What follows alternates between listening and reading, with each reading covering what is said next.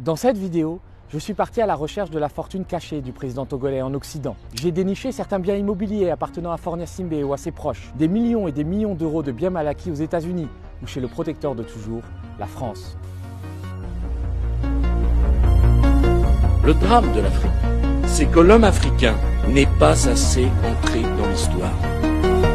La France, elle est liée à l'Afrique. Il y a comme une convergence d'intérêts communs. Mais vous m'avez parlé comme si j'étais le président du Burkina Faso. Quelque part, vous me parlez comme si j'étais toujours une puissance coloniale.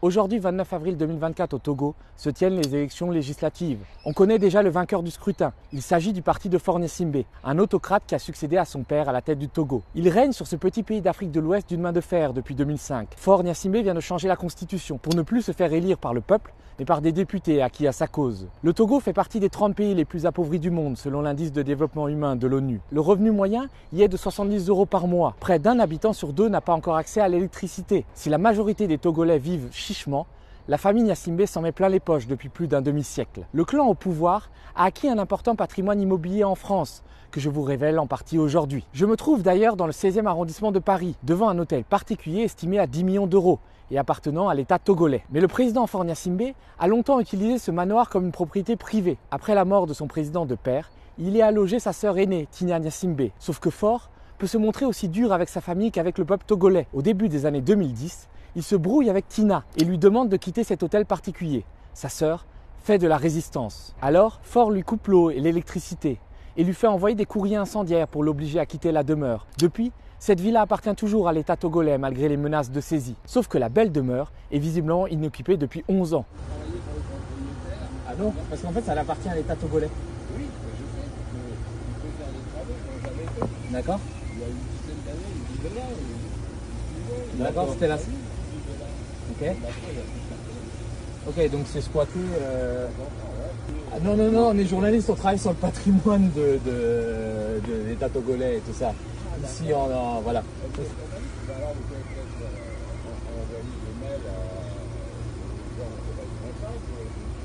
Ah ben ouais, parce qu'en plus avoir un petit paquet d'argent, ça va.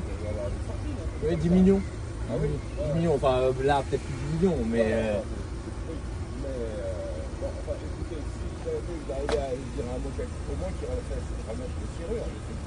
D'accord, ben écoutez, on leur...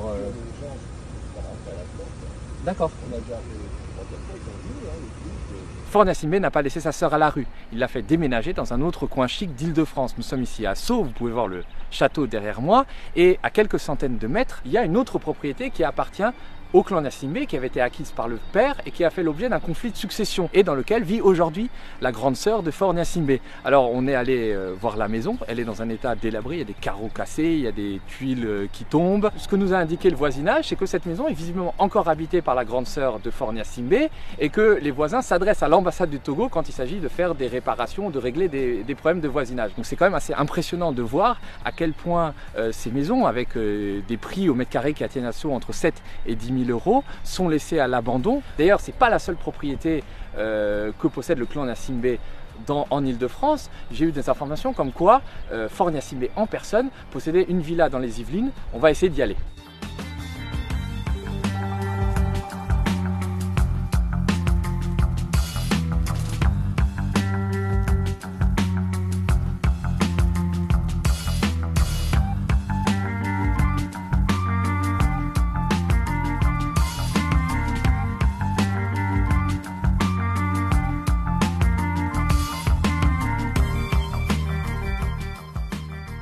Alors ici on est dans une banlieue cossue des Yvelines, tout près d'un golfe. Alors vous avez des haies bien taillées et c'est ici que le président Faure Gnassingbé a acheté une maison en 1998, une villa. Alors le montage est un peu particulier, on l'a découvert. C'était une société luxembourgeoise qui avait d'abord acheté la villa avant de céder des parts quelques mois plus tard à Faure Gnassingbé qui était encore étudiant à l'université Paris-Dauphine et qui résidait selon l'acte de vente dans un camp militaire au Togo.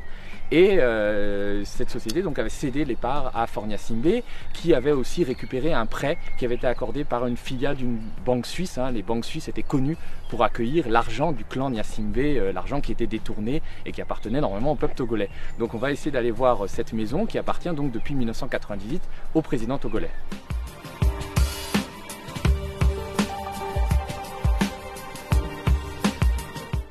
Donc je pense que ça doit être là. Ah ouais, c'est quand même assez intéressant parce que ça a l'air complètement à l'abandon. La végétation, il y a des moucherons. Ils sont dans une jungle luxuriante. Ah ouais, ça a l'air complètement abandonné. Il n'y a personne depuis des mois ou des années là-dedans.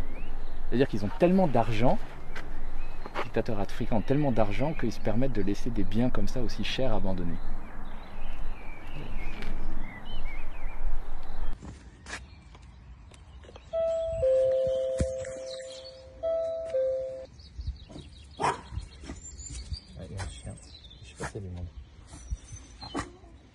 Bonjour. Bonjour madame. Écoutez, je voulais vous demander, je suis journaliste et j'enquête sur la maison qui est à l'abandon là. Oui. Vous connaissez? Bah, tout le monde en parle beaucoup. C'est la maison prise. C'est la maison prise dans Togolais. La maison. Ouais, mais c'est comme depuis combien de temps elle est abandonnée? Dites-moi. Alors moi, ça fait 15 ans que je suis là, elle était déjà abandonnée depuis longtemps. Donc on est là depuis au moins plus de 20 ans. Ok. Jamais personne. Bon, c'est intéressant. Personne. Parce qu'elle vaut un petit paquet. Oui, mais ce dont j'ai appris, mais alors, je ne sais pas si sûr, c'était que c'était un couple qui était en instance de divorce. Oui. Et puis bon, ils ont ça comme vous avez une baguette de pain. Ce sont de véritables maisons fantômes que nous avons découvertes. Faure Gnassingbé a tellement de biens immobiliers qu'il peut se permettre d'en laisser certains à l'abandon. Il a visiblement tellement d'argent qu'il ne sait plus par quelle fenêtre le jeter. Lors de ses récents séjours à Paris, le président togolais n'a pas seulement claqué la bise à Emmanuel Macron, il a logé dans les beaux quartiers de la capitale et a dépensé des fortunes chez un tailleur de l'avenue Bosquet, dans le 7e arrondissement. En raison de sa relation privilégiée avec la France, Faure Gnassingbé n'a jamais été inquiété et aucun de ses biens mal acquis n'a jamais été menacé. La famille Gnassingbé n'est d'ailleurs pas la seule à s'offrir des demeures cossues en Occident. Les plus proches collaborateurs du président togolais ne sont pas en reste. C'est le cas de l'indispensable ministre des Affaires étrangères de Faure, Robert Dussey, un diplomate qui prononce de vibrants discours panafricanistes à la tribune des Nations Unies. L'Afrique a besoin d'un partenariat respectueux, de la stricte dignité de chacun. Nous voulons être vos partenaires et non vos sujets. Nous voulons servir nos peuples et non servir des intérêts étrangers. Nous sommes fatigués par le paternalisme. Nous sommes fatigués par votre mépris de nos opinions publiques, votre mépris de nos populations et de nos dirigeants. Nous sommes fatigués par votre condescendance. Nous sommes fatigués par votre arrogance. Nous sommes fatigués et nous sommes fatigués. Je vous remercie. Si Robert Dussey est fatigué des puissances occidentales, il ne semble pas fatigué du mode de vie à l'occidental. En 2009, alors qu'il est encore conseiller diplomatique de Faure Gnassingbé, Robert Dussey s'offre une première maison aux États-Unis, en banlieue de Chicago, pour la modique somme de 315 000 $. En 2014, alors qu'il vient d'être nommé ministre des Affaires étrangères, Robert Dussey s'achète une villa avec 4 chambres, une belle terrasse et un jacuzzi pour la somme de 500 000 $. Le ministre des Affaires étrangères met le bien au nom de son épouse et surtout, il paye cash, sans avoir recours à un prêt. Ce qui suscite des questions. Comment un ministre togolais, censé gagner un peu moins de 3 000 € par mois, a-t-il pu s'offrir un bien d'1 demi-million de $, qui en vaut aujourd'hui près de 800 000 ? Comment fait-il pour payer la taxe d'habitation de sa maison américaine, qui se monte à 14 500 $ annuels, soit près de la moitié de son salaire de ministre ? Mystère et boule de gomme. Malgré les discours de façade, le régime togolais ne semble pas prêt de rompre avec l'Occident, et notamment avec la France. Faure Gnassingbé, il cache trop d'argent pour se le permettre.